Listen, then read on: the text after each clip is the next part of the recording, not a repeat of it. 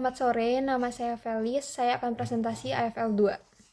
Pertama-tama terkait kepribadian MBTI saya INFJT. Dalam jalur karir, saya punya beberapa kekuatan dan kelemahan seperti yang ditampilkan. Lalu berdasarkan kepribadian dan minat saya, sepertinya 5 profesi yang saya tampilkan ini paling sesuai untuk saya. Di sini saya memilih perusahaan COSRX Indonesia untuk dianalisis bisnis model kanvasnya. COSRX sendiri adalah brand kosmetik asal Korea Selatan yang menawarkan produk skincare dan sudah masuk ke Indonesia dari tahun 2018.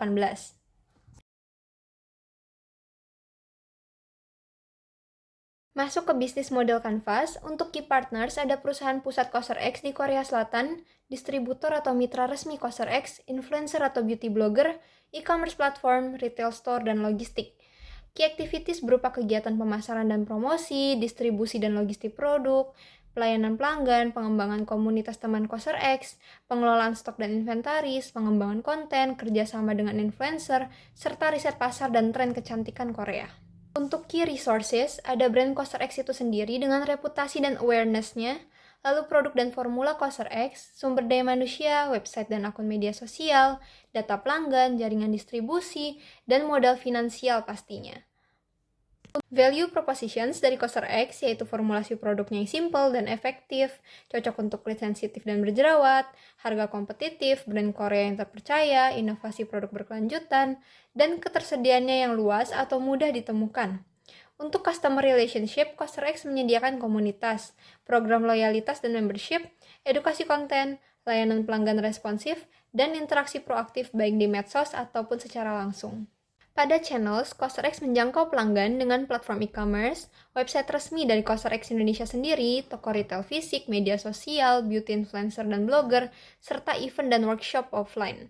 Lalu customer segments COSRX Indonesia adalah remaja dan dewasa muda, pecinta skincare Korea, individu dengan kulit sensitif atau bermasalah, konsumen yang memperhatikan kandungan produk, dan konsumen yang digital savvy.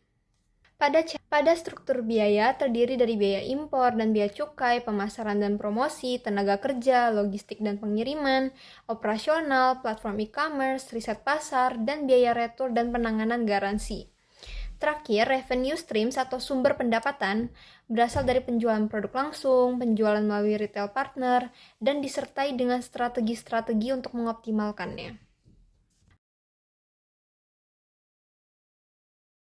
Value proposition canvas dari COSRX, terutama COSRX Indonesia, paling menonjol di elemen performance, risk reduction, price, dan accessibility.